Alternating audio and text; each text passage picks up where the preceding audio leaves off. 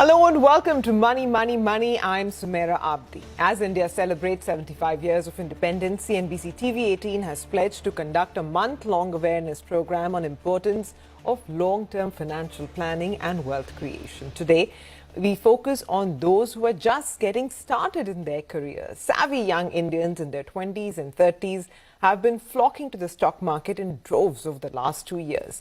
But as exciting as the stock market may sound, it is equally, if not more important for these millennials to have a holistic financial plan which is linked to their goals so that any downturn does not upset the apple cart. Joining in this endeavor is Vishal Dhawan of Plan Ahead Wealth Advisors, who will talk about getting started, especially for those in their late 20s and early 30s. Vishal, thanks very much for joining in. Often the biggest hurdle for financial planning, I don't mean just, investing randomly, is getting started, right? So let's start with somebody who's got their first salary. Should investing discipline start here? I mean, the first paycheck itself, or is it more like, let me enjoy my first few salaries? I can do it from the 6th month, the 2nd year onwards, or should it be the very first paycheck? Thanks, Sumaira, for having me over. So I clearly believe that, saving and investing is a lot like starting a diet plan. I think you always want to postpone it to a later point. And very often when you're starting your career, this tends to be driven by 2 or 3 different things. One is you just you haven't had the freedom so far to be able to spend in the way that you wanted to. You had controls put by parents, maybe by siblings, and you just want to go out and spend on things that you wanted to spend on, maybe an electronic gadget, maybe maybe entertainment. So there's lots of sort of unfulfilled desires that you want to take care of. The second is just the plethora of options. There are so many things that you can buy into when you want to start investing that sometimes it just creates confusion because you have too many choices. Should you buy a mutual fund? Should you do in the stock market? Everyone around you is giving you some advice. There's a friendly insurance agent telling you what to do. So it's really complex. And very clearly, we don't have a lot of financial literacy as a part of our college programs, school programs, etc. So very clearly, when you come in there, you get confused, and therefore you tend to defer these decisions. The third thing very clearly that we find is that it's very difficult for a lot of people to sit down when they're young and define financial goals. And we think this is actually the best starting point because what you want to do is figure out what you want to use your money for. Is it going to be to upgrade your education because you need a master's to go forward in your career? Is it going to be that you need to help your parents pay down a loan because your parents are reaching their retirement phase? Is it that you want to save towards your own objectives of maybe becoming an entrepreneur in a few years? So I think the moment you start to define goals, I think it becomes much easier to build your investment strategy as a result of that. Okay. Last but not the least, don't forget about the fact that investing is different from savings. I think a lot of times these two things get confused and you end up saying that, I have the money lying in my bank account and therefore I've done a great job. I think you need to move from saving to investments because if you start that early, then it's a really, really good habit. And I think anything which gets into becoming a habit over a few months, then just continues with you through your entire career. Okay.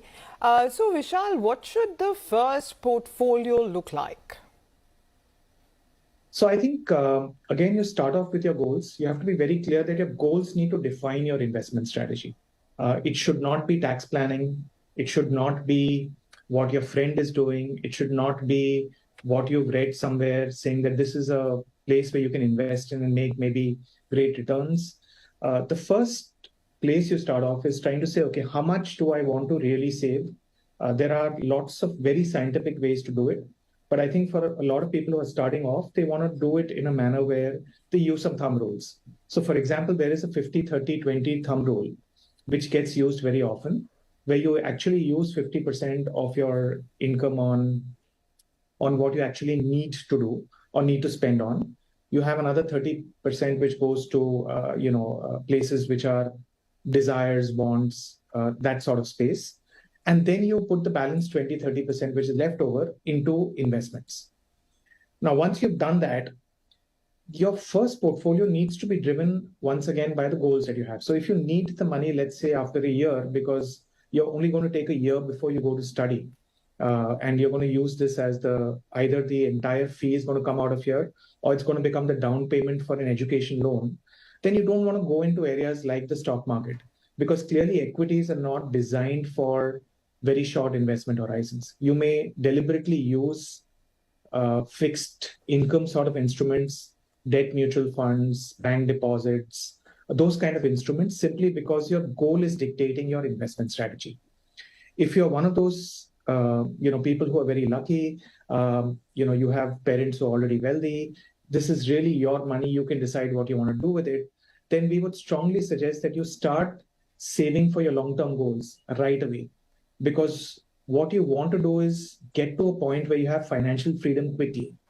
And you are then able to make choices in the way that you want, as far as your career is concerned, as far as your work hours are concerned, as far as how you want to deal with family is concerned. All of those choices suddenly become much more open for you once you get closer to financial freedom.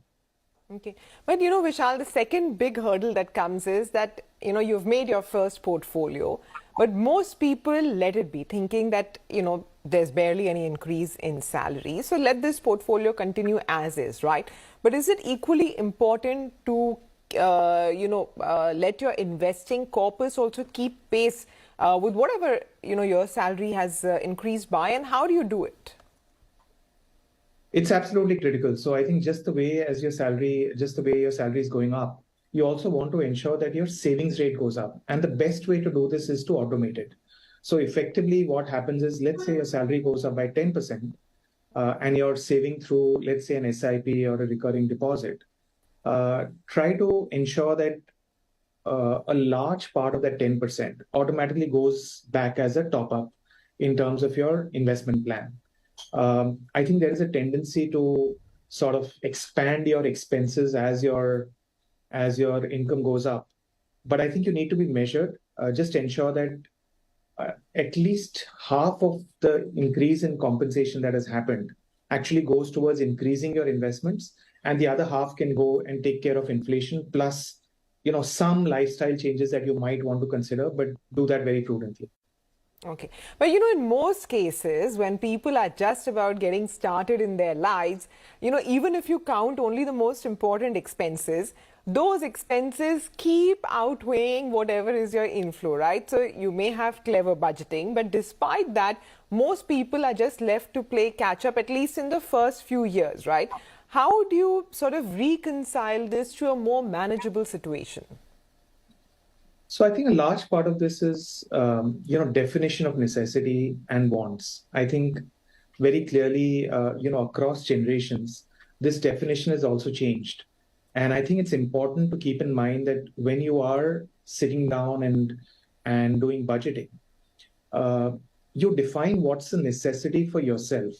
The necessity, once again, for your friend, for your colleague, may be different. They may be in a different wealth phase. There may be money in the family. There might be a lot of different things that may be happening at the same time.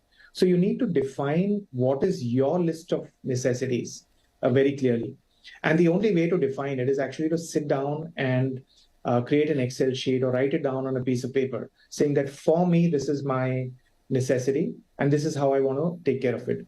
It's also important to educate people in your ecosystem, especially your immediate family, who do tend to also have requirements, that what is a necessity and what is a want.